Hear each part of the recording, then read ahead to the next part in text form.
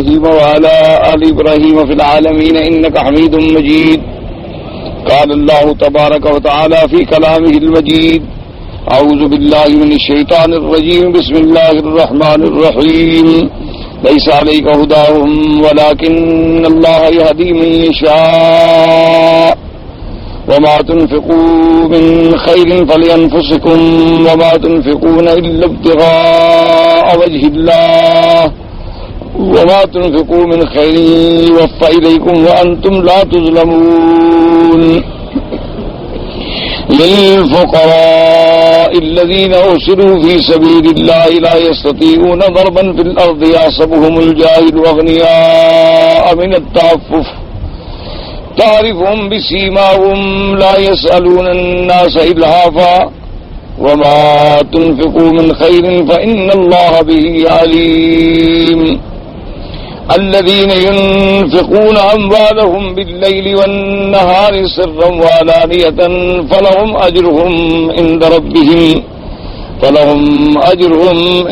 ربهم ولا خوف عليهم ولا هم يحزنون.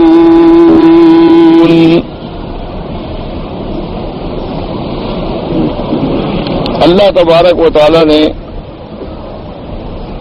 کلام مقدس کی ان آیات مبارک میں ارشاد فرمایا ہے کہ لیس علیک ہداہم ولکن اللہ یہدی من یشاء.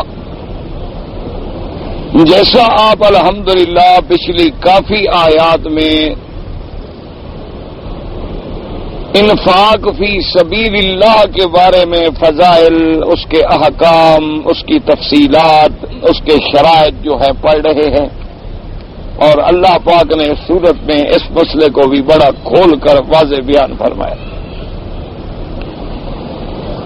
کیونکہ اس کی وجہ ہی یہ ہے کہ دنیا میں حقوق جو ہیں وہ دو قسم کے ہوتے ہیں. ایک حقوق اللہ ہوتے ہیں اور ایک حقوق العباد ہوتے ہیں. ایک تو وہ حقوق ہوتے ہیں جو اللہ کے حقوق ہیں بندوں پر، اور ایک وہ حقوق ہوتے ہیں جو بندوں کے بندوں پر ہیں. تو اس لیے اللہ تبارک و تعالی نے اس مسئلے کو بھی بڑا خصوصی طور پہ بیان فرمایا ہے کہ اللہ کے راستے میں خرچ کرنا، زکوٰۃ ادا کرنا، صدقات واجبہ ادا کرنا، صدقات نافلہ کا دینا، پھر اس کے لیے احکام ہے کہ نیت خالص ہو، اس کے لیے احکام ہے کہ ریا نہ ہو، سمعت نہ ہو، شہرت نہ ہو، مال حلال ہو، خرچ کرنے کے بعد احسان نہ جتلائے، خرچ کرنے کے بعد کسی کو تانے سے، زبان سے، اشارے سے، کنائے سے تکلیف نہ پہنچائے. تو پھر یہ صدقات جو ہیں ان کا اللہ کے ہاں بڑا مرتبہ ہے، اور یہ اللہ کے غضب کو بجھانے والے ہیں، اللہ کی رحمت کو لانے والے ہیں. اور اس کے بعد پھر اللہ تبارک و تعالیٰ نے یہ مسائل بھی آپ نے پڑھ لیے کہ بعض صدقات ایسی ہیں جن کو کھول کے دینا جو ہے زیادہ بہتر ہوتا ہے، جیسے زکوٰۃ ہے، فرض ہے دینا ہے.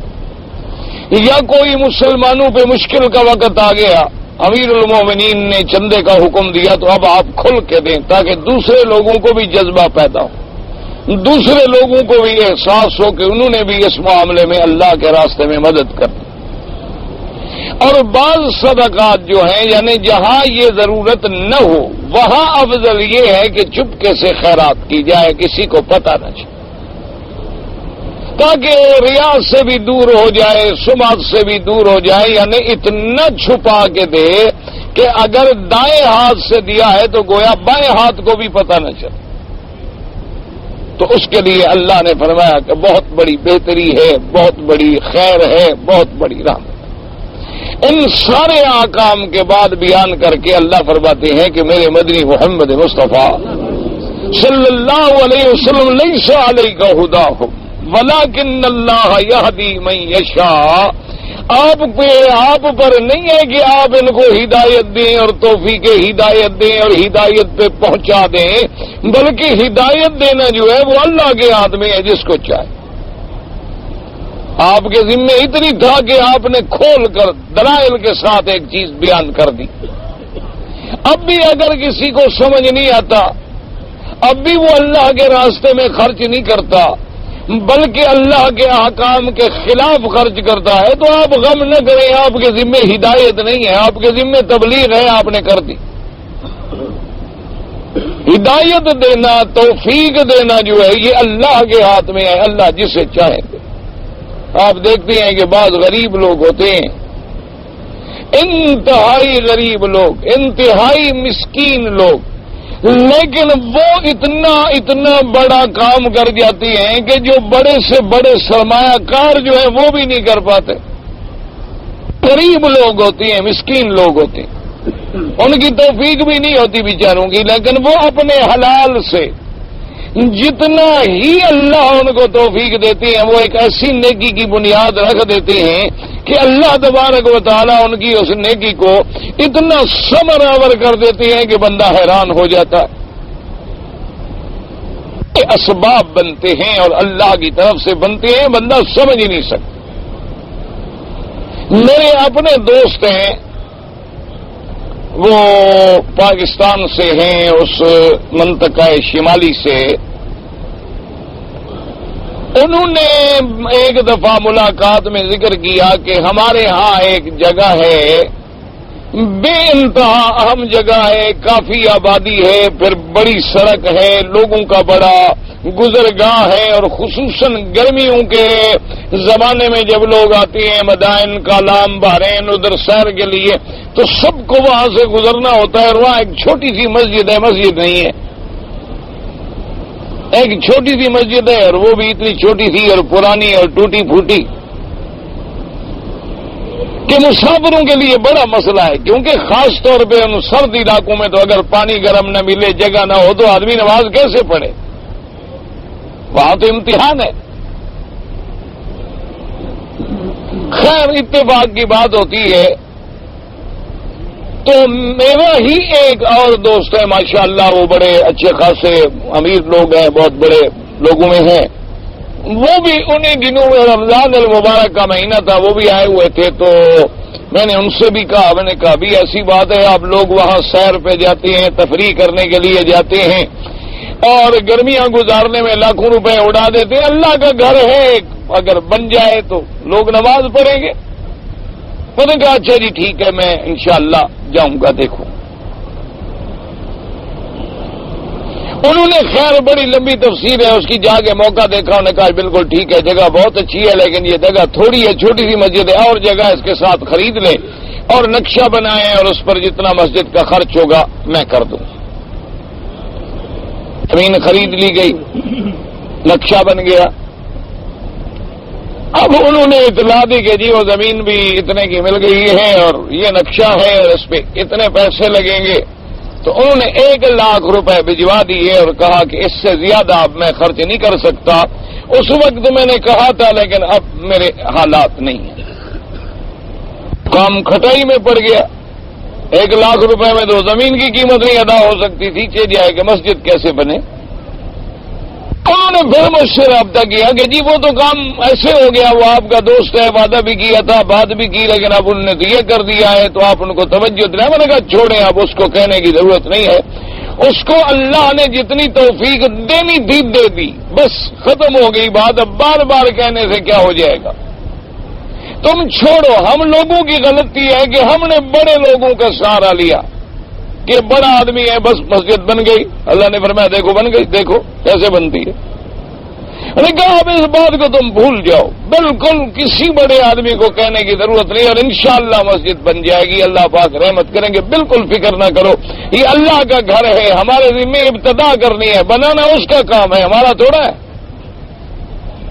چند دنوں کے بعد اس کا خط آیا کہ جی اللہ نے ایک اور آدمی پیدا کر دیا جس نے آ کے کام شروع کرا دیا ہے، ابھی اطلاع ماشاءاللہ عظیم الشان مسجد بن بھی گئی، لوگ نمازیں بھی پڑھ رہے ہیں، اور ماشاءاللہ سب کچھ کام بھی مکمل ہو گیا، اور پتہ بھی نہیں کیسے آیا، کہاں سے آیا، کس کس نے کیا، اللہ نے کر دیا۔ تو بعض اوقات جو ہے نا، یاد رکھو چھوٹے چھوٹے لوگ، غریب لوگ ایک چھوٹے مدرسے کی بنیاد رکھ جاتے ہیں، اور آج وہ مدرسے جو ہے ماشاءاللہ بڑی بڑی یونیورسٹیوں سے بھی زیادہ کام کر رہے ہیں۔ بعد بالکل غریب لوگ، بالکل ہمارے احمد پور کے علاقے میں تھے، فوت ہو گئے، اللہ ان کی قبر پہ رحمت فرمائے، بالکل معذور آدمی تھے بیچارے، بعد میں یعنی معذور ہو گئے، اور وہ اتنی چھوٹی سی صندوق چی لے کے بس اسٹیشن پہ کھڑے رہتے تھے کہ بھئی مدرسوں کے لیے بابا کوئی پیسہ دو، اور شخص نے ایک ایک ڈھیلا، ایک ایک آنا، ایک ایک روپیہ، احمد پور شرقیہ میں معروف بات ہے، کوئی چھپی ہوئی بات نہیں، باولپور ڈویژن میں اس نے جناب کوئی 10 مدرسے بنائے ماشاءاللہ، اور عظیم الشان مدرسے، ایک ایک مدرسے میں 400 طالب، اور وہی وہ ایک ایک آنا اکٹھا کر کے سب کے خرچے پورے کرتا تھا۔ فوت ہو گیا تو مسئلہ بنا ہوا ہے کہ مدرسے کون چلائے، غریب آدمی، مسکین آدمی، لیکن ہر دینے والے کو پتا ہوتا تھا کہ یہ جو ہم 1 روپیہ دے رہے ہیں یہ ہمارا صحیح مقام پہ لگے گا، یہ بندہ صحیح ہے۔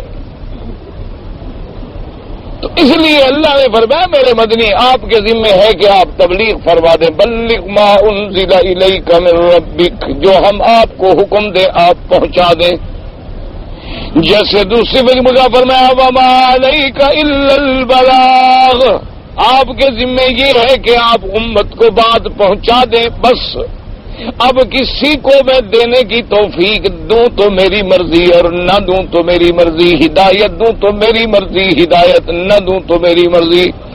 لیس علیک ھداھم ولکن اللہ یہدی من یشاء وما تنفقوا من خیر فلانفسکم، اللہ نے فرمایا کہ اے میرے بندو جو کچھ تم خیر کرتے ہو، اللہ کے راستے میں خرچ کرتے ہو، دراصل وہ تم اپنے نفسوں کی بھلائی کر رہے ہو۔ اس لیے علماء نے لکھا ہے کہ ایک اللہ کے ولی، اللہ ان کی قبر پہ رحمت فرمائے، بڑا اللہ کے راستے میں خرچ کرتے، خیرات کرتے ہر وقت، تو جب کوئی پوچھتا تو کہتے واللہ مجھے تو اللہ کی قسم ہے میں نے کسی کے ساتھ کوئی بھلائی نہیں کی۔ تو ایک دن ایک شاگرد نے کہا حضرت 24 گھنٹے تو آپ بھلائی کرتے رہتے ہیں، 24 گھنٹے خیرات کرتے رہتے ہیں، اور جب ہم پوچھتے ہیں تو اللہ معاف کرے آپ قسم بھی کھا جاتی ہے کہ اللہ کی قسم ہے میں نے کبھی کسی سے بھلائی نہیں کی۔ انہوں نے فرمایا خدا کے بندے وما تنفقوا من خیر فلانفسکم، اللہ نے فرمایا جو کچھ میرے راستے میں خرچ کرے اپنے نفس کی بھلائی کرے، تو میں تو اپنی بھلائی کر رہا ہوں، کسی غیر کی بھلائی میں کہاں کر رہا ہوں۔ میں نے جو قسم کھائی ہے کہ میں نے کسی کی بھلائی نہیں کی، ٹھیک ہے میں کر تو اپنی بھلائی کے لیے رہا ہوں۔ وما تنفقوا من خیر فلانفسکم، اسی طرح ایک حدیث مبارک میں آتا ہے میرے آقا نے فرمایا صلی اللہ علیہ وسلم، حضور پاک نے ارشاد فرمایا، حدیث مبارک جو ہے وہ حدیث قدسی ہے، حدیث الہی ہے۔ حضور نے فرمایا یقول اللہ تبارک و تعالی ارشاد فرماتے ہیں کہ میرے بندے، اللہ ارشاد فرماتی ہے کہ اے میرے بندو سنو کہ لو ان اولکم وآخرکم، تمہارا پہلا تمہارا بعد والا، اسی طرح حیکم ومیتکم، تمہارے زندہ تمہارے مردہ، رطبکم ویابسکم، تمہارے جوان اور تمہارے بوڑھے، کیونکہ جوان جو ہوتا ہے وہ تر و تازہ ہوتا ہے، بوڑھے جو ہیں پھر ہڈیاں بھی خشک ہو جاتی ہیں۔ فرمایا کہ لو اجتمعوا علی اتقى قلب رجل واحد منکم، اگر ساری مخلوق زندہ مردہ اول آخر جوان بوڑھے مرد عورت سب مل کر اکٹھے ہو کے سب پاک بن جائیں، نیک بن جائیں، صالح بن جائیں، اور سب سے بڑے متقی بن جائیں، تو اس کا مجھے تو کوئی فائدہ نہیں۔ اللہ نے فرمایا مجھے تو کوئی فائدہ نہیں، اور اگر فرمایا تمہارے سارے بندے اول آخر جوان بوڑھے مرد عورت خدا نہ کرے سب کے سب سے بڑے شقی بن جائے تو میری سلطنت میں کوئی نقصان نہیں۔ اور اسی طرح حضور صلی اللہ علیہ وسلم نے فرمایا، اللہ پاک فرماتے ہیں کہ اگر میرے بندے جتنی میری مخلوق ہے اگر وہ سب کی سب ایک میدان میں فی صعید واحد، یعنی ایک کھلے میدان میں کھڑی ہو جائے اور ہر بندہ اپنی ہر تمنا مانگے مجھ سے جو مانگنا چاہتا ہے، یعنی ساری مخلوق جو اللہ نے پیدا کی ہے اول سے لے کر آخر تک، انسان بھی اور جن بھی، چونکہ حدیث میں لفظ آتا ہے ثقلین کا، اور ثقلین سے مراد جو ہے انسان و جن ہیں جو مکلف ہیں، فرمایا سب کے سب ایک میدان میں آ جائیں اور ہر بندہ جو چاہتا ہے مانگے، یعنی جو اس کی تمنا ہے مانگے، اور فرمایا میں ہر بندے کو جو مانگے وہ دے دوں، تو میرے خزانے قدرت میں اتنی بھی کمی نہیں ہوگی جیسے کوئی شخص ایک ابرا لے لے،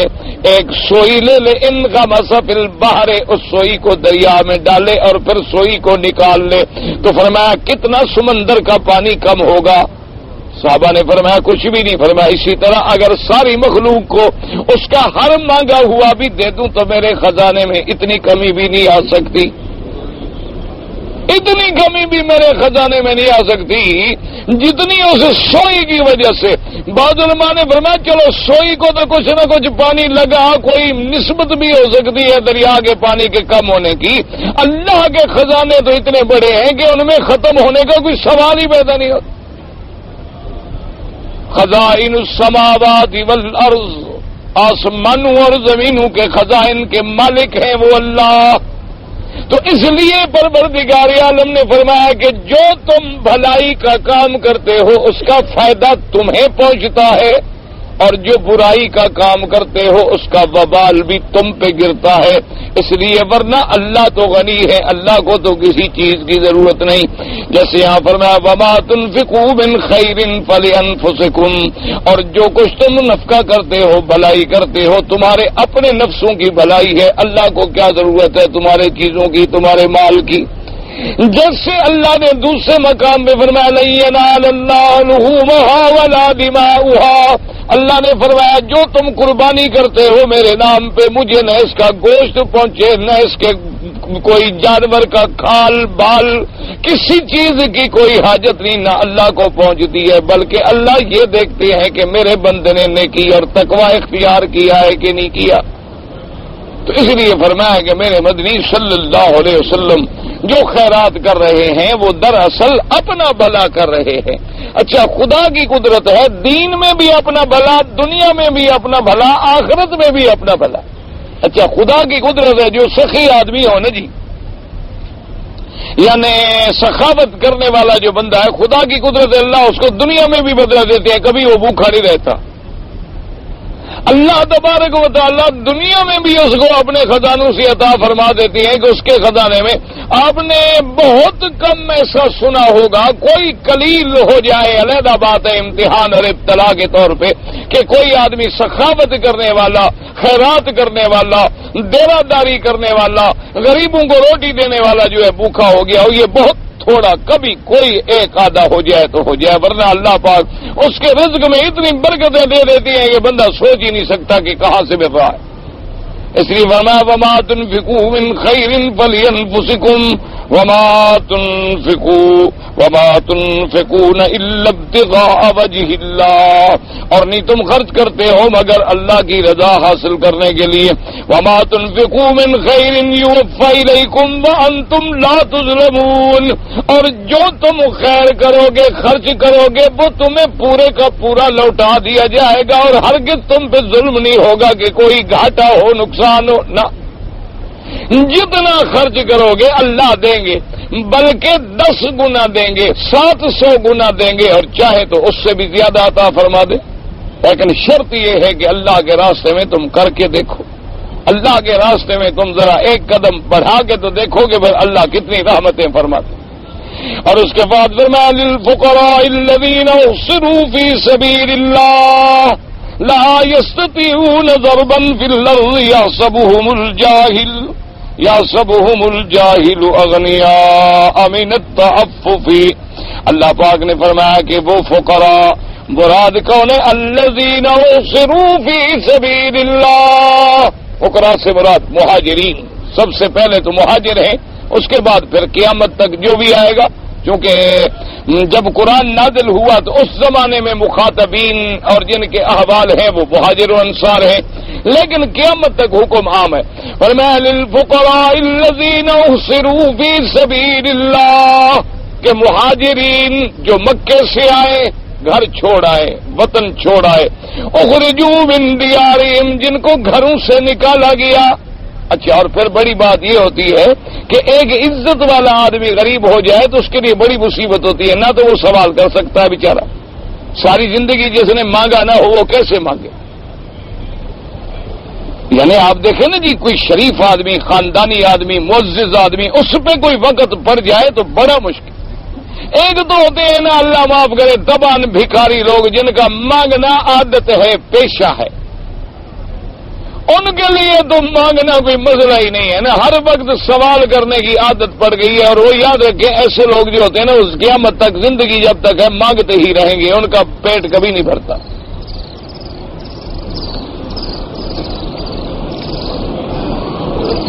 اور جو خاندانی لوگ ہیں وہ کیسے سوال کریں؟ اب جو لوگ مہاجر ہوئے مکہ مکرمہ سے، عزت والے، شرف والے، بڑے لوگ، گھر گیا، وطن گیا، سب کچھ گیا، مدینے میں آ گئے، اب بیچارے بیٹھے ہوئے ہیں، کہیں جا بھی نہیں سکتے، کیا کریں؟ کوئی پیسہ ہے جو کمائیں؟ کیا کمائیں؟ جائیں تو کہاں جائیں؟ کہاں نکلے؟ اسی لیے آج کل آپ نے دیکھا ہوگا نا جی، ایک تو ہوتا ہے نا سب سے بڑا اعلیٰ طبقہ امیر لوگوں کا، اچھا ایک ہوتا ہے بالکل نچلا طبقہ غریب لوگوں کا، جو بیچارے پسے ہوئے ہیں، ہاری ہیں، مزدور ہیں، غریب ہیں بیچارے۔ ایک ہوتا ہے جس سے آج کل کی زبان میں کہتے ہیں مڈل کلاس، یعنی متوسط طبقہ، درمیانہ طبقہ۔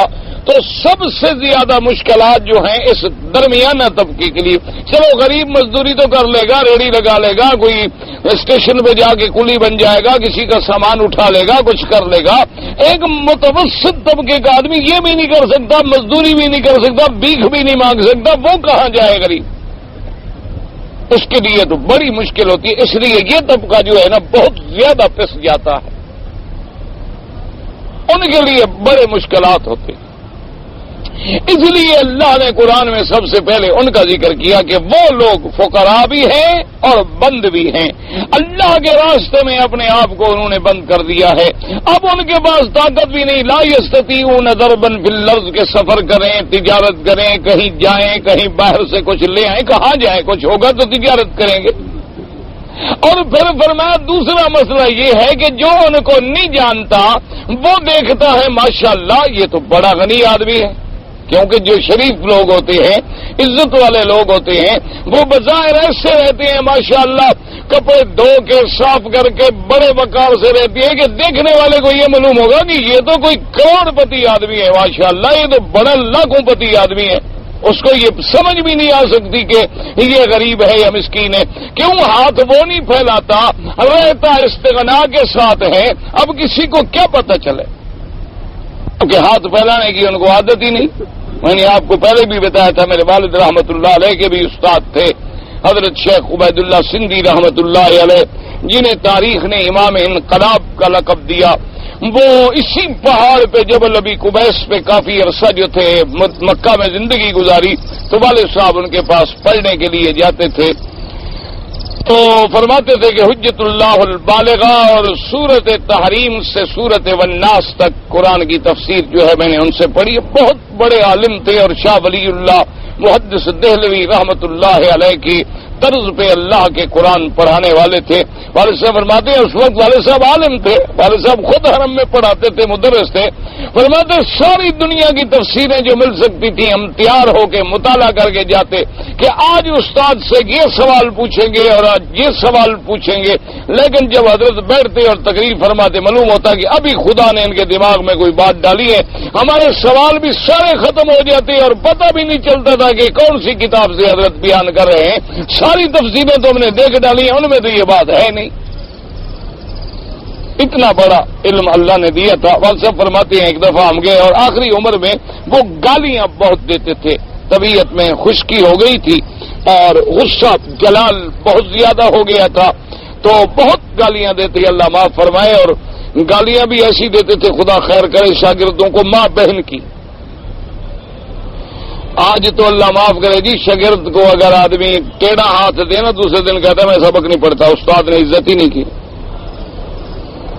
آج تو شاگرد یہ چاہتا ہے کہ میں جب آؤں استاد کھڑا ہو جائے، میرا استقبال کرے استاد۔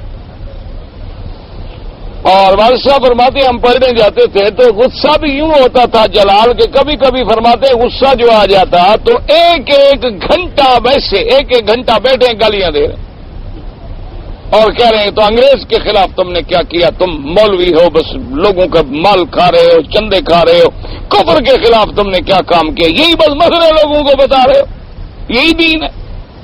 بس شروع ہو جاتے پھر گالیاں دینے۔ اور چھوٹی چھوٹی سی بات پہ فرمایا کہ بارش ہو گئی تھی قدرت سے، میں گیا تو کہنے لگے کہ آج میرا دل کرتا ہے کہ میں آپ کو چائے پلاؤں۔ میں نے کہا ٹھیک۔ ہمیں پتا تھا کہ جلال والے آدمی آگے کوئی بات کر نہیں سکتا، آدمی کہا ٹھیک ہے جی۔ اب وہ بیچارے آگ جلائیں، حضرت خود آگ جلے نا، لکڑیاں گیلی ہو چکی تھی، بس کہتی ہیں مجھے پتہ نہیں کیا غلطی ہوئی، میں گیا، میں نے کہا حضرت میں آگ جلا لیتا ہوں، بس غصے میں میں نے تمہیں کہا کہ چائے میں پلاتا ہوں تو بیٹھے رہو، تم ادھر آئے کیوں؟ یعنی اتنی چھوٹی سی بات پہ بھی وہ گالیاں دیتے تھے۔ خیر فرماتے ہیں ایک دفعہ میں گیا پڑھنے کے لیے تو حضرت تشریف نہ لائے، میں نے کہا کوئی کام ہو گیا ہوگا آج نہیں آئے، دوسرے دن گیا تو حضرت نہیں آئے، تیسرے دن گیا تو حضرت پڑھانے نہ آئے اپنے کمرے سے باہر۔ تو پھر ان کے ساتھ جو ان کا ایک ساتھی رہتا تھا ان سے میں نے پوچھا کہ بھی خیریت ہے، 3 دن ہو گئے استاد تشریف نہیں لا رہے، اس نے کہا کسی کو بتانا نہیں، 3 دن سے حضرت فاقے کے ساتھ ہیں، کھانے کو کچھ نہیں ملا، صرف پانی پی پی کے نمازیں پڑھ رہے ہیں اور اب اٹھنے کی طاقت نہیں رہی، بیٹھ کے نماز ادا کر رہے ہیں، تو وہ باہر پڑھانے کے لیے کیسے آئیں؟ تو فرماتی ہیں غریبی کا دور تھا، میں نے بڑی مشکل سے کہتی ہیں کوشش کی، ادھر بھاگا، گھر گیا، دوستوں کے پاس گیا، ادھر ادھر 10 ریال مجھ سے بنے۔ اس دور میں 10 ریال سارا دن میں ڈھونڈتا رہا اور سارے دوستوں کے پاس گیا، کسی سے نصف ریال، کسی سے ربع ریال، کسی سے آدھا ریال، یوں کٹھے کر کے 10 ریال بنے۔ میں جا کے حضرت کے خادم کو دے آیا اور میں نے کہا کہ بھی بتانا بھی نہیں ہے اور حضرت کے لیے کھانا وانا سامان لے لو۔ اس زمانے میں 10 ریال کا بھی بڑا ماشاءاللہ سامان اتنا مل جاتا تھا کہ مہینے کا کھانا پک جاتا تھا۔ والد صاحب فرماتے ہیں کہ دوسرا دن تھا یا تیسرا دن تھا، میں حرم میں داخل ہو رہا تھا اور حضرت طواف کر کے حرم سے نکل رہے تھے، دروازے میں ملاقات ہو گئی، دیکھا تو کہا ادھر آؤ خیر محمد۔ کہنے لگے 10 ریال تم نے دیے تھے میرے خادم کو؟ میں نے کہا جی ہاں، میں نے کہا کیا استاد ہیں؟ استاد کے سامنے کون جھوٹ بولے؟ میں نے کہا جی ہاں میں نے دیے تھے۔ کہا سب سے پہلے تو یہ اپنے 10 ریال لے لو، اور دوسری بات ہے کہ آئندہ خبردار کبھی جرت نہ کرنا مجھے پیسے دینے کی۔ میں نے پیسے لینے ہوتے تو انگریز مجھے اربوں ڈالر دیتے تھے، میں ان سے سودا کر لیتا، اس طرح میں پڑا رہتا پہاڑوں پر بھوکا۔ اگر دولت ہی لینی ہوتی تو مولوی خیر محمد پھر میں بہت لیتا، یہ 10 ریال میں بیچتے ہو اپنے استاد کو، خبردار آئندہ تم نے 10 ریال مجھے دی۔ یہ اللہ کا امتحان ہے، اللہ بھوکا رکھنا چاہتا ہے تو ٹھیک ہے، ہم بھی بھوک مرنے پہ راضی، اور اگر اللہ دینا چاہے تو اس کے خزانے میں کوئی کمی ہے وہ اپنے خزانے سے ہمیں بھیج دے گا۔ جب وہ ہمیں نہیں کھلانا چاہتا تو تم کون ہو ہمیں دینے والے 10 ریال؟ خبردار آئندہ مجھے پیسے نہیں دینا ورنہ پڑھنا نہیں آنا میرے پاس دوبارہ۔ اچھا ان کی ایک کمزوری ہوتی تھی، اگر کوئی کہہ دے نا جی کہ یہ پیسے میں نے نہیں دیے، میری گھر والی نے، آپ کی بیٹی نے بھیجی ہیں، تو وہ گھر بچیوں کے پیسے واپس نہیں کر۔ میں نے کہا حضرت میں نے تھوڑے دیے تھے، وہ تو مکی کی والدہ نے کہا تھا کہ استاد کو دے آؤ، مجھے دے میں واپس کر دوں گا۔ اچھا وہ تو میری بیٹی ہے، خیر ان کا دل میں نہیں توڑنا چاہتا، ان کی طبیعت تھی، والد صاحب جانتے تھے آخر استاد تھے، ان کی کمزوریوں کو تو پتہ ہوتا ہے آدمی کو۔ انہوں نے کہا جی وہ تو آپ کی بیٹی نے دیے، میں نے تھوڑے دیے، ایسے آپ مجھ سے ناراض ہو رہے ہیں، مجھے دو، میں واپس کر دیتا ہوں۔ اچھا ٹھیک ہے، بیٹی کا تو حق ہے، باپ کو دیتی ہے، کوئی بات نہیں کوئی بات نہیں۔ چلے گئے، اس کے بعد چپ ہو گئی۔ تو یہ لوگ تھے اللہ کے راستے میں کہ نہ مانگنے کے لیے تیار ہیں، نہ کسی کو بتانے کے لیے تیار ہیں کہ ہمیں بھوک ہے، کسی کو بتانے کے لیے بھی تیار نہیں۔ ہم نے اپنی آنکھوں سے دیکھا ہے، عطا اللہ شاہ بخاری رحمت اللہ علیہ، میں نے اپنی آنکھوں سے دیکھا، ان کے گھر میں گیا اور میں حاضر ہوا، میں نے کہنے لگے کہ بھائی چائے پیو گے؟ میں نے کہا جی بالکل۔ کہنے لگے نمک کی چائے ہے، چینی نہیں ہے گھر میں۔ آج کل تو بخاری کے ڈیرے پہ چینی کی بجائے نمک کی چائے چل رہی ہے، پینا چاہو تو پلا دیتے۔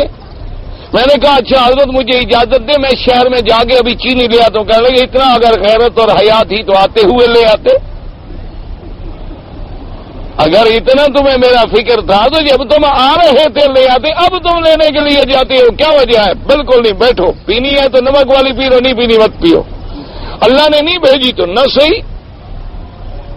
یہ لوگ تھے، اس لیے اللہ نے فرمایا یہ لوگ ہیں یحسبهم الجاہل اغنیاء من التعفف، کہ نہ جاننے والا، جاہل مانا یعنی علم نہ رکھنے والا، جس کو علم نہ ہو ان کے بارے میں وہ ان کو اغنیا سمجھتا ہے، غنی سمجھتا ہے، کیونکہ کسی سے سوال نہیں کرتے۔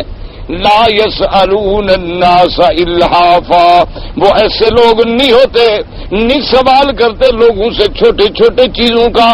مانا یہ ہوتا ہے جیسے آدمی کہتا ہے مجھے 1 ریال، 1 پیسہ، 1 آنا، 1 تبر، 1 لقمہ، 2 لقمے، فرمایا بالکل وہ سوال ہی نہیں کرتے، اپنے آپ کو بچا کے رکھتے ہیں۔ اور اس کے بعد فرمایا تعرفهم بسیماهم لا يسألون الناس الحافا، وہ پہچانے جاتے ہیں اپنی نشانیوں سے، وہ نہیں سوال کرتے لوگوں سے لقمے لقمے کا۔ اور اس کے بعد فرماتے ہیں وما تنفقوا من خیر فإن اللہ به علیم، اور اللہ فرماتے ہیں کہ جو کچھ تم خرچہ کرتے ہو، خیرات کرتے ہو، خیر سے اللہ اس کے جاننے والے ہیں۔ جب جاننے والے ہیں تو کیا مانا، نتیجہ کیا ہے؟ یجازیکم، تمہارے ہر پیسے پہ تمہیں اللہ بدلہ عطا فرمائیں گے۔ اور آگے فرمایا کہ وہ لوگ الذین ينفقون اموالهم باللیل والنہار سرا وعلانیۃ، اور فرمایا وہ لوگ ایمان والے جو خرچ کرتے رہتے ہیں، ينفقون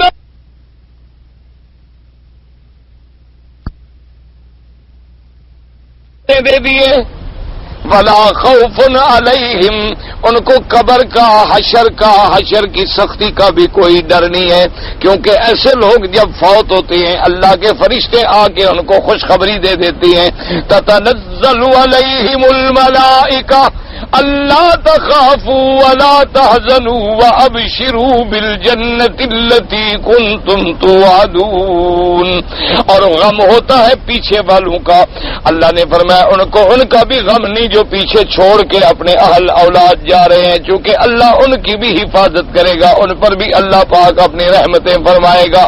تو مومن کی صفت یہ ہوتی ہے کہ وہ دن میں بھی خرچ کرتا ہے، رات میں بھی خرچ کرتا ہے، وہ کھل کے بھی خرچ کرتا ہے، وہ چھپا کے بھی خرچ کرتا ہے، اور یہ یقین رکھتا ہے کہ اللہ تبارک و تعالی مجھے اس کا بدلہ جو ہے دنیا میں بھی دیتے ہیں اور آخرت میں بھی دیتے ہیں، اور کبھی بدلہ جلدی مل جاتا ہے، نقد مل جاتا ہے، اور کبھی بدلہ جو ہے وہ دیر میں ملتا ہے، لیکن اللہ بدلہ ضرور عطا فرماتے ہیں۔ جو بھی اللہ کے راستے میں خرچ کرتا ہے اس کو بدلہ جو ہے وہ ضرور مل جاتا ہے۔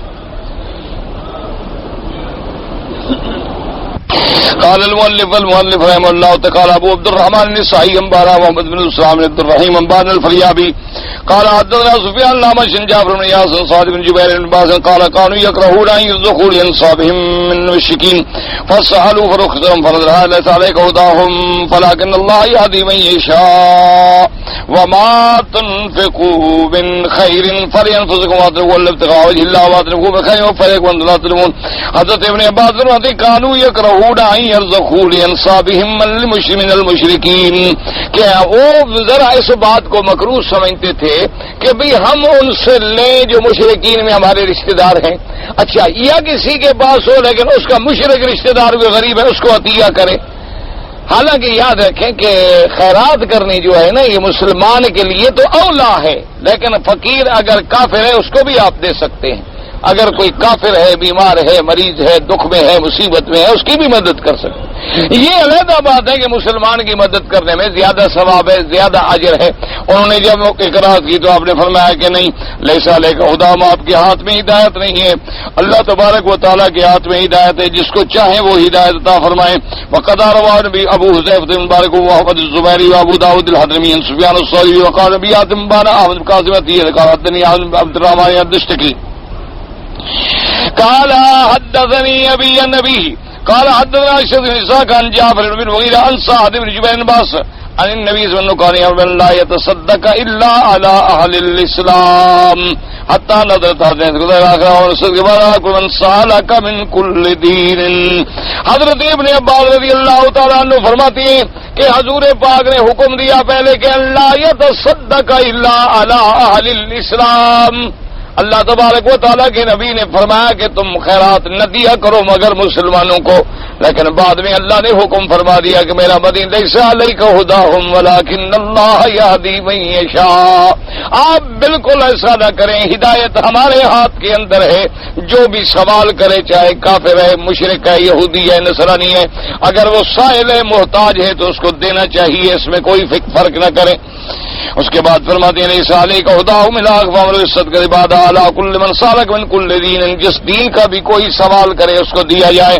وصیاتی عند قولی تعالی لا ینہاکم اللہ عن الذین یقاتلوکم فی الدین ویخرجوکم من دیارکم الآیہ حدیث اسماء بنت صدیق فی ذلک. اللہ نے فرمایا اللہ پاک منع نہیں کرتے ان لوگوں سے تعلق رکھنے کا جن لوگوں نے تم سے قتال بھی نہیں کیا، تمہیں مکے سے بھی نہیں نکالا ہے تو کافر، لیکن تم سے لڑے نہیں، تمہیں نکالا نہیں، تو ایسے بندوں کو اگر کوئی مدد کرنی پڑے کوئی حرج نہیں. وقوله تعالى وما تنفقوا من خير فلينفسكم كقوله تعالى من عمل صالحا فلنفسه. اللہ نے فرمایا جو کچھ تم بھلائی کا کام کرتے ہو وہ بھلائی تم اپنی ذات کے ساتھ کر رہے ہو، اپنے نفس کے ساتھ کر رہے ہو، دوسرے کے ساتھ نہیں کر رہے. جیسے فرمایا من عمل صالحا فلنفسه، یعنی جو آدمی اچھے عمل کرتا ہے اس کا فائدہ اسی کو ہوتا ہے. ونظائرها في القرآن كثيرة، اس قسم کے نظائر دلائل قرآن میں بہت ہیں. وقوله تعالى وما تنفقون الا ابتغاء وجه الله قال الحسن البصري نفقة المؤمن لنفسه ولا ينفق المؤمن اذا انفق الا ابتغاء وجه الله. حضرت حسن بصری فرماتے ہیں کہ مومن جو اپنے نفس پہ خرچ کرتا ہے اور مومن نہیں خرچ کرتا مگر اللہ کی رضا حاصل کرنے کے لیے، اور کوئی طمع نہیں ہوتا اور کوئی لالچ نہیں ہوتی. وقال عطاء الخراسانی عن اذا اتيت وجه الله فلا عليك ما كان عمله وهذا معنى حسن. حضرت عطاء خراسانی فرماتی ہیں کہ اذا اتيت لوجه الله، جب تم نے کسی کو اللہ کے لیے خیرات دیے، اب تمہارے یہ ذمہ نہیں کہ اس کا عمل کیا ہے، تم تلاش کرتے پھرو کہ پتہ نہیں یہ برا آدمی ہے، گناہ گار ہے، یہ جا کے سگریٹ پیے گا، یہ جا کے فلاں کرے گا، یہ جا کے نشہ کرے گا. اللہ ہدایت دے سب کو. تم نے جب خیرات دی ہے تو اللہ کے لیے دی، اب آگے اس کا کیا عمل ہے اس کو چھوڑ دو. ہدایت سب اللہ کے ہاتھ میں ہے، تمہارے ہاتھ میں نہیں. کیوں بعض اوقات یہ ہوتا ہے کہ یہی تمہاری بھلائی جو ہے نا جی وہ ہدایت کا ذریعہ بن جاتی ہے اللہ تبارک و تعالیٰ کی رحمت سے. اور اس کے بعد جناب فرماتی ہیں واسن المصدق ذات صدق ابتغاء وجه الله فقد وكاجر الله ولا عليه في نفس الامر من اصحاب البر والفاجر ومستحق وغيره ومصاب لا قصده. اب مفسر رحمۃ اللہ علیہ فرماتی ہے کہ خلاصہ کیا نکلا اس ساری آیت کا اور بحث کا، ان المتصدق اذا تصدق، خیرات کرنے والے نے جب خیرات کی ہے اللہ کی رضا حاصل کرنے کے لیے تو گویا اس کا اجر اللہ پر اپنی رحمت سے اللہ کے ذمے ہو گیا. اب اس کے یہ ذمہ داری نہیں کہ اس نے جو خیرات کی ہے تحقیق کرتا پھرے کہ یہ بر ہے یا فاجر ہے، نیک ہے یا برا ہے، اچھا ہے یا بھیڑا ہے. اللہ تیری نیت کو دیکھیں گے کہ تم نے کس نیت سے دیا. تم نے دیا ہے اللہ کی رضا کے لیے، بس تمہارا ثواب تو پکا ہو گیا. آگے وہ بندہ اچھا ہے یا بندہ اچھا نہیں، ہاں تمہارے دینے میں ہی نیت بھیڑی ہے تو وہ تو پھر اللہ جانتے ہیں. جیسے آج کل اکثر لوگ ہوتے ہیں نا، اللہ معاف کرے کہیں دیکھ لیتے ہیں کسی کے گھر میں اللہ معاف کرے کوئی رشتہ بیٹھا ہو تو پھر وہاں بڑی نیکی کرتے ہیں، بڑی خیراتیں پہنچاتے ہیں ماشاءاللہ. کیوں اصل لالچ کیا ہوتی ہے کہ اس کی لڑکی بیٹھی ہے کسی طرح پھر ہماری بات چیت بن جائے. اسی طرح اللہ معاف کرے کوئی عورت بیوہ ہو جائے تو اگر نوجوان بیوہ ہو تو پھر مسلمان بڑی خیرات پہنچاتا ہے، بوڑھی ہو تو پھر نہیں پہنچاتا. بوڑھی کس کام کی کیا کرے گا؟ نوجوان ہو تو پھر روزانہ دروازے پہ چڑھ جائیں گے، جی کوئی خدمت میں بالکل حاضر ہوں، ہر وقت تیار ہوں انشاءاللہ. اصل مقصد تو اللہ دلوں کو جانتے ہیں، وہ تمہارے کھوٹ جانتے ہیں کہ تم کیا کر رہے ہو اور کیا چاہتے ہو. ہاں اگر تم نے اللہ کے لیے دیا ہے، آگے بندہ اچھا نہیں وہ جانے، اس کا کام جانے. ہمارے ذمہ یہ تھوڑا ہے ہم ڈھونڈتے پھریں اس کو، یہ ہم بلا وجہ کسی کے گناہوں کو دیکھتے پھریں اور اس کے پیچھے تجسس کرتے پھریں. اس کے بعد جناب فرماتے ہیں وَأَتِمُوا الْخَيْرِ وَفَيْلَكُمْ وَأَنْتُمْ لَا تُبْصِرُونَ حدیث المخرج صحیح ہے طریقے بزراد نبی حریرہ رضی اللہ قال قال رجل لا اتصدقن الليلة بصدقة فخرج بصدقته ففزع في يد زانية فحسب الناس يحدثون صدق على زانية فقال اللهم لك الحمد على زانية لا اتصدقن الليلة بصدقة ففزع في يد غني فأصبحوا يتحدثون تصدق الليلة على غني قال اللهم لك الحمد على غني لأتصدقن الليلة بصدقة فخرج ففزعها في يد سارق فأصبحوا يتحدثون تصدق الليلة على سارق فقال اللهم لك الحمد على زانية وعلى غني وعلى سارق فأتى فقيل له أما صدقتك فقد قبلت وأما الزانية فلعلها أن تستعفف بها عن زنا ولعل الغني يعتبر وينفق مما أعطاه الله ولعل السارق أن يستعف بها من أن سرقته. اب جناب مفسر رحمت اللہ علیہ روایت فرماتی ہیں صحیحین کے اندر یہ حدیث موجود ہے. امام مسلم رحمت اللہ علیہ نے بھی روایت نقل فرمائی ہے. حضرت ابی ہریرہ فرماتی ہیں کہ ایک آدمی نے کہا لا تصدقن اللیلۃ صدقۃ. ایک آدمی نے کہا کہ یا اللہ آج رات میں چپکے سے صدقہ کروں گا, خیرات کروں گا, کسی کو پتہ نہ چلے, رات ہوگی کسی کو پتہ نہیں ہوگا. تو آ رہے تھے ایک عورت جا رہی تھی, اس کو دے دیا. اس کو پتہ نہیں تھا کہ یہ عورت تو زانیہ ہے, یہ تو زنا کی اپنے شکار کی تلاش میں پھر رہی تھی. خیر وہ تو چلے گیا. تو جب صبح ہوئی تو اب آہستہ آہستہ بات چل پڑی. انہوں نے کہا دیکھو جی اچھی خیرات کی, کیا خیرات کرنے کے لیے, اور دے آیا زانیہ عورت کو جو زنا کراتی ہے. نے کہا الحمدللہ اللہ تیرا شکر ہے, جو تو نے لکھا میں تو اس نیت سے نہیں کیا تھا, آپ جانتے ہیں میں تو خیرات کرنے کی آگے ایک عورت آ گئی, میں نے دے دیا. اچھا دوسری رات پھر نکلا کہ چلو بھائی آج پھر خیرات کرتا ہوں. دوسری رات جب خیرات کرنے کے لیے گیا تو آگے جو بندہ آیا اس نے اس کو پکڑا دیا. وہ غنی آدمی تھا, امیر آدمی تھا, پیسے والا آدمی تھا, فقیر تھا نہیں. صبح لوگوں میں شروع ہو گئی پیسے کہ دیکھو جی اچھا خیراتیں کرتا ہے, وہ غنی کو دے آیا, امیر آدمی کو دے. امیر آدمی جس کو پہلے پیسوں کی ضرورت نہیں, اس نے کہا الحمدللہ اللہ غنی, اللہ تیری مرضی, تو نے میرے سامنے وہ بندہ بھیج دیا, میں نے اس کو دے دیا. اب مجھے تو پتہ ہی نہیں تھا کہ غنی ہے, امیر ہے, غریب ہے, میں نے تو اللہ کے راستے میں خیرات دے دی.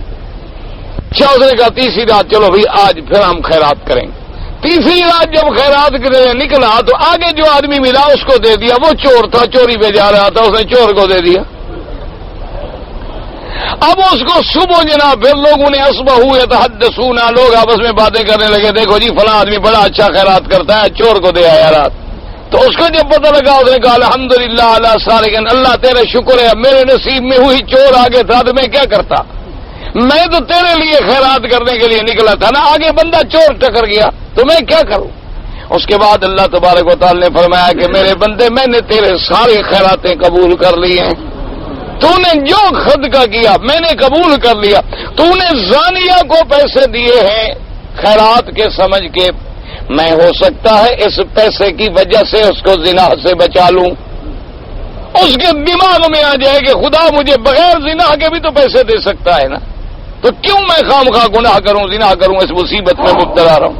اور تو نے جو پیسے غنی کو دیے تھے اس غنی کے لیے یہ تعزیہ نہ بن گیا کہ دیکھو وہ تو خیراتیں کر رہا ہے اور میں خیرات نہیں کرتا اللہ کے راستے میں, اس کو ہدایت کا ذریعہ بن گیا. تیرا صدقہ میں نے وہ بھی قبول کر لیا. اور تو نے جو چور کے ہاتھ میں رکھا وہ بھی میں نے قبول کر لیا کہ جب اس کو پیسے ملے تو وہ چوری سے بچ گیا, وہ چوری کرنے سے ہٹ گیا. تو اللہ تبارک و تعالی نے فرمایا کہ جو کچھ تم کرتے ہو تم نے اگر میرے وجہ کے لیے, میری رضا کے لیے خرچہ کیا ہے, آگے اچھے کو دے دیا, نیک کو مل گیا, برے کو مل گیا, صحیح آدمی کو مل گیا, غلط آدمی کو مل گیا, یا تم نے جس کو پیسے دیے, بعض لوگ کہتے ہیں نا جی وہ چھوڑو جی یہ تو نشائی آدمی, ابھی تم پیسے دو گے جا کے نشہ کرے گا, ابھی تم اس کو پیسے دو گے یہ تو بڑا جی بھنگی آدمی ہے, یہ تو فلانا آدمی ہے, ابھی اس کو پیسے دو گے یہ تو چکلے باز آدمی ہے, اس کو پیسے دو. تمہارے ذمہ یہ نہیں ہے, تمہاری نیت کیا ہے کہ میرا رب راضی ہو جائے. باقی آگے وہ بندہ اچھا ہے برا ہے تو اللہ کا بندہ نا, بندہ تو ہے نا خدا کا. تمہیں دنیا میں جانور پیارا ہے, خدا کو اپنے بندے پیارے نہیں. تم جانوروں کا بھی خیال کرتے ہو کہ میں نے بکری پالی ہوئی ہے، میں نے کتا پالا ہوا ہے، میں نے بلی پالی ہوئی ہے، میں نے گھر میں طوطا رکھا ہوا ہے، میں نے مینا رکھی ہوئی ہے، اس کے لیے پنجرے بنواتے ہو، خوراکیں رکھتے ہو، بیج لے آتے ہو، بادام ڈالتے ہو، تمہیں جانوروں پہ اتنی ہمدردی، اللہ کو اپنے بندے پیارے نہیں؟ برے ہیں تو برے صحیح، بندے تو اس کے ہیں نا، وہ چاہے تو اسی صدقے کی وجہ سے ان کے لیے ہدایت کے فیصلے کر دے۔ اللہ تبارک و تعالی اصل میں ہماری نیتوں کو دیکھتے ہیں۔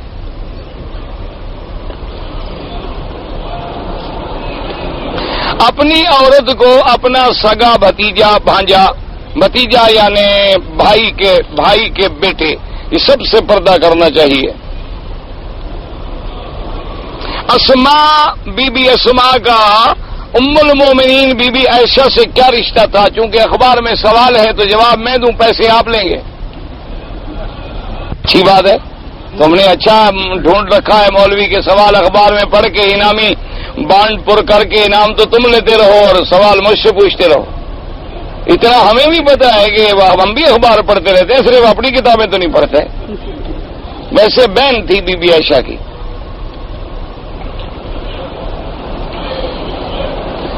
اور جو سوال پوچھنے والے ہیں وہ بھی بڑے تیز ہوتے ہیں۔ اسماء کئی نام ہے، کیا پتا کون سی اسماء انہوں نے پوچھی ہے؟ جاگی ہے نا، بی بی اسماء کے کئی نام ہیں، صرف ایک اسماء تو نہیں گزری ہے نا۔ اب اسماء بنت ابی بکر وہ لکھ دیتے تو واضح ہو جاتا ہے کہ وہ تو بی بی عائشہ کی بہن ہو گئی، جس نے حضور صلی اللہ علیہ وسلم کے لیے اپنے ہزار بند کو توڑا تھا۔ اپنے ہجرت کے موقع پر جب حضور کا سامان باندھا جا رہا تھا تو رسی نہیں تھی گھر میں، تو بی بی صاحبہ نے جا کے وہ زار بند لیا، اس کے 2 ٹکڑے کر کے اسی سے باندھا، تو ذات النطاقین کا لقب بھی ان کو ملا۔ اور پھر یہ عبداللہ ابن زبیر کے ساتھ عبداللہ ابن زبیر ان کے بیٹے ہیں۔ تو یہ سارے مسئلے ہیں، لیکن انہوں نے کس اسماء کا سوال پوچھا ہے یہ تو ان کے دماغ میں ہوگا نا، ایسے پیسے مفت تھوڑے دے دیں گے۔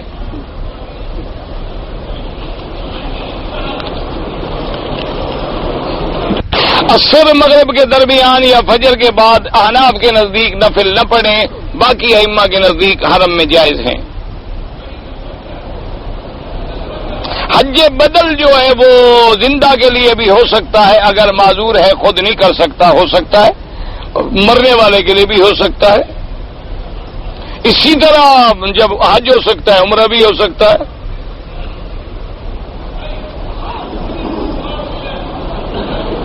ایک عورت کا شوہر فوت ہو گیا، ٹھیک ہے، اب وہ دوسری شادی کیا، ٹھیک کیا۔ ایک لڑکا تھا جبکہ 2 سال کا تھا، وہ بھی جوان ہو گیا۔ اب ماں لڑکا کے لیے کوئی سحر کر رہی، سحر اچھا جادو، اللہ معاف کرے، کہ تمہارے باپ کا جائیداد کا ہمارا بھی حصہ ہونا چاہیے۔ تو ٹھیک ہے نا بابا، اگر اس کا شوہر فوت ہو گیا تو اس شوہر کی جائیداد کا حصہ بھی نہیں ملے گا، اس بیوی کو ملے گا، ٹھیک تو کہتی ہے بھئی۔ ایک عورت کا شوہر فوت ہو گیا، طلاق تو نہیں دی گئی نا، فوت ہو گیا، فوت ہو گیا، اس کی جائیداد کی وارث ہے وہ۔ اب بیٹا اس وقت چھوٹا تھا، 2 سال کا تھا، بیٹا بڑا ہو گیا، اب بیٹے کے بعد جائیداد آ گئی تو ماں کو دے نا، وہ ٹھیک تو کہہ رہی ہے، وہ غلط تو نہیں کہہ رہی۔ اب تم نہیں دیتے ہو، ہاں باقی رہا جادو وادو کرنا، جادو کرنا کرانا حرام ہے، لیکن جو شریعت میں اس کا حق بنتا ہے وہ اس کو دیا جائے۔ بچے بیمار ہیں، اللہ پاک شفا عطا فرمائے، دعا کریں جن کے بھی بچے بیمار ہیں اللہ سب کو شفا دے اور سب کی بیماریاں دور فرمائے، اور اللہ پاک نوجوانوں کو ظاہری باطنی روحانی جسمانی سب بیماریوں سے محفوظ فرمائیں۔ کہتے جی کہ غسل جنابت جو ہے واقع ہے، مثلا ایک آدمی اپنی میاں بیوی کے ساتھ لیٹا، اب اس کو غسل کرنا ہے، لیکن گھر میں ایک جانور تھا وہ مر رہا ہے، اگر وہ وضو کرے یا غسل کرنے کے لیے جائے تو جانور جو ہے مردار ہو جائے گا، تو ذبح کر لے، بالکل کر لے، کافر تو نہیں ہو گیا؟ بیوی کے ساتھ لیٹنے سے آدمی کافر ہو جاتا ہے؟ اللہ کے بندے کو جنابت ہے، کوئی بات نہیں، بعد میں کر لیں، کوئی ہر چیز ذبح کر دے، کوئی فرق نہیں پڑتا، مسلمان ہے، غسل کرنے سے کیا ہو جائے؟ اسی لیے یہ بیچارے غسل کے بعد کلمہ پڑھتی ہے نا، سمجھتے ہیں کہ پہلے کافر ہو گیا، اب میں لا الہ الا رسول، لا الہ الا رسول۔ خدا کے بندے کو غسل جنابت سے، یعنی پھر تو آدمی بیوی کو روز ملے تو روز کافر بنتا رہے۔ اچھا نکاح کیا آدمی نے،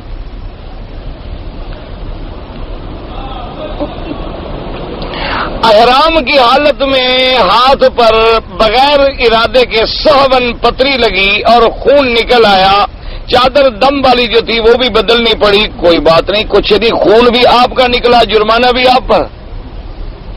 اللہ کے بندے، چوٹ لگ گئی، خون نکل گیا، آپ کا کیا قصور ہے اس میں کہ آپ پر دم آ جائے؟ لوگ سمجھتے ہیں دم نکل گیا تو دم آ گئی۔ یہ دیہاتیوں کا مسئلہ ہے، جہالت ہے، کوئی دم نہیں، کوئی جرمانہ نہیں، کپڑا خراب ہو گیا، احرام بدل دیا، دھو دیا، کوئی فرق نہیں پڑتا ہے، کچھ نہیں ہوتا۔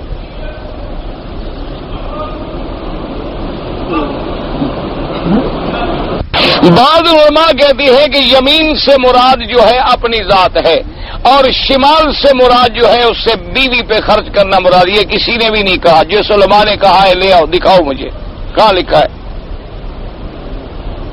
کسی ایک تفسیر میں لا کر دکھا دو، تم نے اپنے دماغ سے گھڑا ہے، اگر ہمت ہے تو کل لے آؤ، دکھاؤ مجھے۔ اسی ایک تفسیر میں یہ قول مجھے لکھا دو، اپنے عقل سے گھڑا ہے کہ میں بڑا مفسر ہوں، قرآن کو میں نے سمجھا، حدیث کو سمجھا۔ اسی طرح آدمی اپنی باتیں جو دماغ سے کرتے ہیں نا، بھٹک جاتے ہیں راستے سے۔ کسی نے بھی یہ نہیں کہا ہے، نہ حضرت ابن عباس نے، نہ اکرمہ نے، نہ رحاق نے، نہ سدئی نے، نہ مجاہد نے، نہ حسن بصری نے، کسی کا قول نہیں ہے، اگر ہے تو لے آؤ۔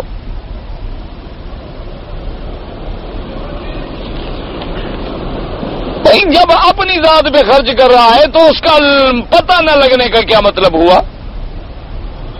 کوئی عقل کی بات کرو، حدیث کو سمجھو کہ جب داہنے ہاتھ سے خرچ کرے تو بائیں ہاتھ کو پتہ نہ چلے، تو جب دائیں ہاتھ سے مراد اپنی ذات ہے تو جو اپنی ذات پہ خرچ کر رہا ہے اس کو تو پتہ ہے کہ میں خرچ کر رہا ہوں، میں نے اپنے اوپر آج اتنا خرچ کیا۔ اپنی بیوی پہ خرچ کر رہا ہے تو وہ بھی پتہ ہے، تو چھپا کیا؟ مانا یہ ہے کہ اتنا چھپا کے صدقہ دے کہ اگر داہنے ہاتھ والے آدمی بیٹھا تھا تو ادھر جو بیٹھا ہے اس کو بھی پتہ نہ چلے، ورنہ ہاتھ کو تو ویسے بھی پتہ نہیں چلتا، ہاتھ کی تو آنکھیں ہوتی نہیں۔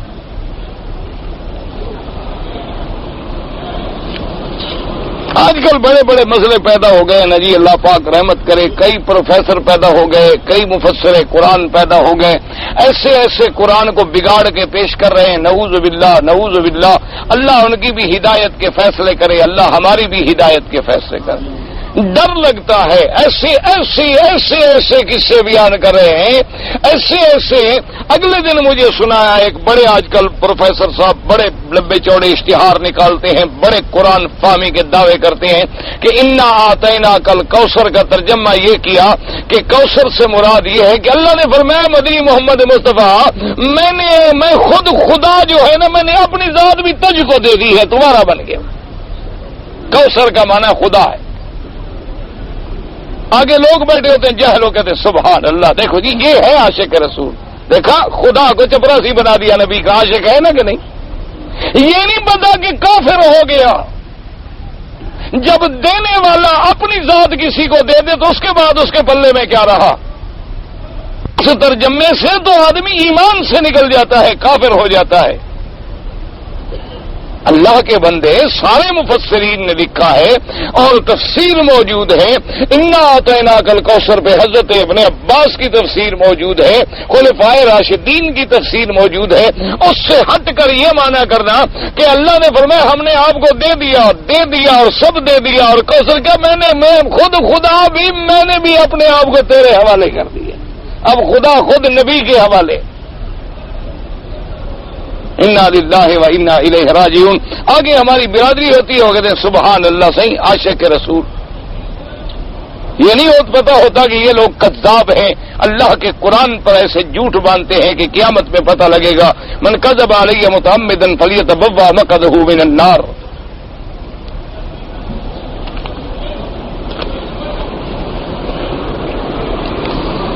میں جس پیشاب کی تکلیف ہوئی صفا مروہ دوڑتے ہوئے، میں جلدی سے حمام گیا، لیکن چونکہ مجھے شدید پیشاب کی تکلیف تھی تو کچھ میرے پاؤں پہ گر گیا اور کچھ میرے کپڑوں کو لگ گیا۔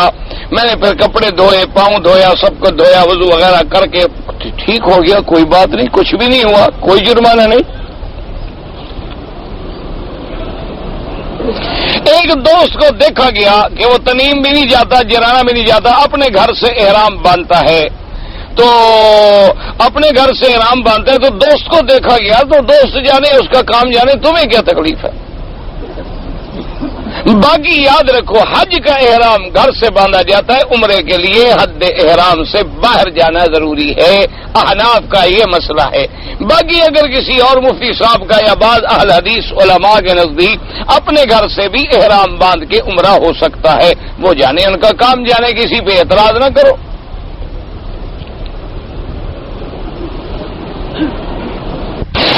مکہ مکرمہ میں ہم ایک کمپنی میں کام کرتے ہیں، کمپنی کے جانب سے کھانے کے لیے 2 میس ہیں، یعنی ایک میس نمبر 1 نمبر 2، تو ہمارے لیے مثلا نمبر 1 سے حکم ہے کھانے کا، نمبر 2 سے ہمیں کھانے کا حکم نہیں ہے، تو کیا ہم وہاں سے کھا سکتے ہیں؟ نہیں۔ اصل میں انہوں نے ملازمین کی کیٹیگری کے مطابق کھانے کا فرق رکھا ہوگا نا جی، کہ بھئی کوئی A کلاس ہے، کوئی B میں ہے، کوئی C میں ہے، تو جیسے جیسے جس کی تنخواہ ہوتی ہے اسی طرح اس کے معیار کے مطابق اس کو کھانا دیا جاتا ہے۔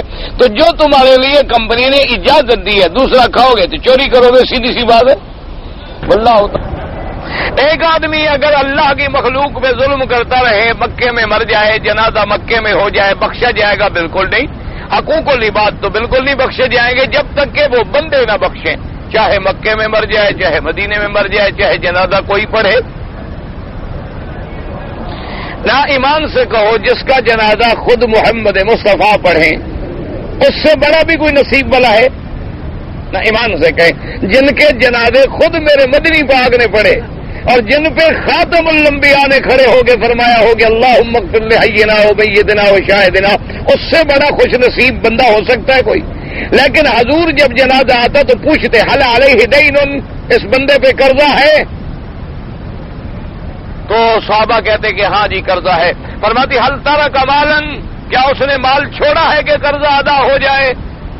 صحابہ کہتے ہاں جی مال ہے۔ فرماتے ٹھیک ہے، اس کا قرضہ ادا کرو، میں جنازہ پڑھوں گا۔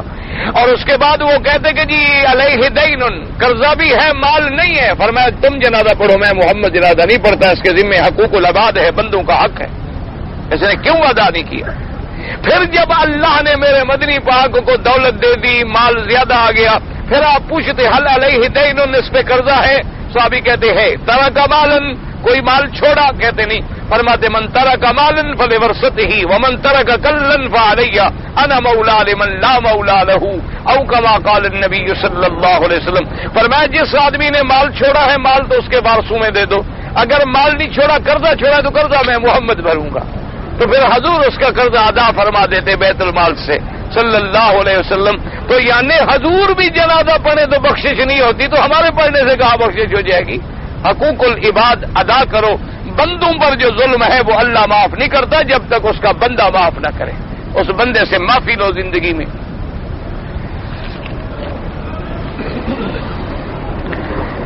چوتھی دوسری رکعت چھوٹ گئی، بعد میں کھڑے ہو کے پوری کر لو۔ واجب طواف مغرب کے فرضوں سے پہلے اذان کے بعد پڑھ سکتے ہیں۔ نماز جنازہ میں حنفی مسلک پر سلام 1 پھیروں یا 2 پھیروں، 2 پھیریں۔ حضرت محمد مصطفیٰ صلی اللہ علیہ وسلم کے نام پہ عمرہ حج کروں آپ کریں، اس کے بعد دعا کر لیں۔ مکان پہ جماعت کرا کے تراویح پڑھ سکتے ہیں، لیکن مسجد قریب ہو تو مسجد کو آباد کریں۔ اگر مسجد نہیں ہے تو پھر اپنے گھروں میں۔ آج کل ہمارے یہاں بھی رواج ہو گیا، جتنے بڑے آدمی ہیں مسجدیں چاہے قریب بھی ہوں، ایک قاری کو بلا لیا حافظ کو، اس کو تاکہ جی پتہ لگے کہ صاحب کے گھر پہ ماشاءاللہ نماز ہوتی ہے، بڑے دیندار ہیں، سال میں تو فرض نہیں پڑھتے لیکن رمضان میں تراویح بھی پڑھتے ہیں۔ ایسی تراویح کا کوئی فائدہ نہیں، دھیلے کا بھی فائدہ نہیں۔ ایک بات یاد رکھو، جو آدمی فرض نماز نہ پڑھے تراویح پڑھنے کا کوئی فائدہ نہیں۔ اگر مکان حدود حرم میں ہو، جماعت کرا کے مکان پر نماز پڑھی جائے تو 1 لاکھ کا ثواب ملے گا، بالکل ملے گا، لیکن مسجدوں کو نہ چھوڑو۔ حدود حرم کی ہر مسجد میں 1 لاکھ ملے گا، بالکل ملے گا، 1 لاکھ نہیں 25 لاکھ ملے گا۔ یہاں پڑھو گے تو 27 لاکھ ملے گا۔ اگر شوال کے مہینے میں نے عمرہ کر لیا تو حج میں قربانی دینی پڑے گی، بالکل دینی پڑے گی انشاءاللہ۔ پھر آپ کا حج تمتع ہوگا، چونکہ اشہر حج جو ہیں حج کے مہینے شوال میں شروع ہو جائیں گے۔ اسلام میں سب سے پہلے کون تھے جن کا خون بہا؟ پہلے تو آدم کا بیٹے کا ہوا، اور پھر سب سے پہلے بی بی سمیہ شہید ہوئی۔ اگر ہاتھ اٹھا کے دعا مانگیں اور پھر منہ پہ پھیریں جائز ہے، بغیر ہاتھ اٹھا کے مانگو تب بھی جائز ہے، ہاتھ اٹھا کے مانگا منہ پہ نہیں پھیرا تب بھی جائز ہے، کوئی بات نہیں، یہ سب طریقے حدیث میں موجود ہیں۔ اچھا جی، میں اگر احرام میں بیٹھوں اور مجھے احتلام ہو جائے، ابھی بیٹھے نہیں ہے، پیشگی مسئلہ پوچھ رہا ہے، ابھی اعتکاف بھی نہیں بیٹھا، ابھی سے اس کا ارادہ ہے کہ جب اعتکاف بیٹھوں گا تو احتلام مجھے ہو جائے گا، یا بیمار ہوتا ہو بیچارے کو، بہرحال تم چپ کر کے باہر جا کے غسل خانے میں کپڑے دھو سکتے ہو۔ اگر آدمی اعتکاف کی وجہ سے گرمی کے لیے نہائے نہیں، بغیر ضرورت کے نہیں، کوئی مجبوری ہو جائے تو پھر نہانے کے لیے جائے۔ احرام کی حالت میں آدمی بازار میں جا کر صابن فروٹ خریدے، اسی لیے اعتکاف بیٹھ رہے ہو کہ فروٹ خریدا کرو گے؟ اللہ کے بندے بیٹھ رہے اعتکاف رہے ہو، فروٹ خریدنے جاؤ گے بازار میں، کیوں؟ تمہیں اعتکاف بیٹھ جاؤ، فکر نہ کرو، اتنے فروٹ ملیں گے تمہیں کبھی گھر میں بھی نہیں ملے تھے۔ جو اللہ کے در پہ بیٹھتا ہے اس کو اللہ بھیجتا ہے۔ اعتکاف کا معنی یہ ہے کہ سب چھوڑ کے خدا کے گھر میں بیٹھ جاؤ، بغیر کسی ضرورت کے باہر نہ نکلو، بغیر ضرورت کے بات نہ کرو، یہ سمجھو کہ اللہ میاں اب ساری میں رسیاں توڑ کے کشتیاں جلا کے تیرے دروازے پہ آ کے پڑ گیا ہوں، اب تو میں لیے بغیر نہیں ٹروں گا، میں تو تیری رحمتیں لے کے جاؤں گا۔ سارا دن عبادت کریں، عبادت نہ کر سکیں سوتے رہیں، چپ کریں، چپ کرنا بھی عبادت ہے۔ صلی علی سیدنا محمد وعلی آل سیدنا محمد وبارک وسلم۔ یا اللہ یا رحمان یا رحیم یا حی یا قیوم یا ذی الجلال والاکرام یا الہنا الہ کل شیء الہ واحد لا الہ الا انت اللهم انت الميسر لكل يسير وانت على كل شيء قدير اللهم يسر امورنا وامور اولادنا وامور اخواننا وامور المسلمين اللهم اصلحنا واصلح بنا واصلح اولادنا واولاد المسلمين اللهم اصلح شبابنا وشباب المسلمين اللهم اصلح بناتنا وبنات المسلمين اللهم اقسم لنا من خشيتك ما تحول به بيننا وبين معاصيك ومن طاعتك ما تبلغنا به جنتك ومن اليقين ما تهون به علينا مصائب الدنيا والآخرة اللهم متعنا بأسماعنا وأبصارنا واشرح صدورنا وأحينا بقواتنا واجعله الوارث منا واجعل ثارنا على من ظلمنا وانصرنا على من آذانا اللهم اقض حاجاتنا يا قاضي الحاجات يا سميع الدعاء يا مستجيب الدعوات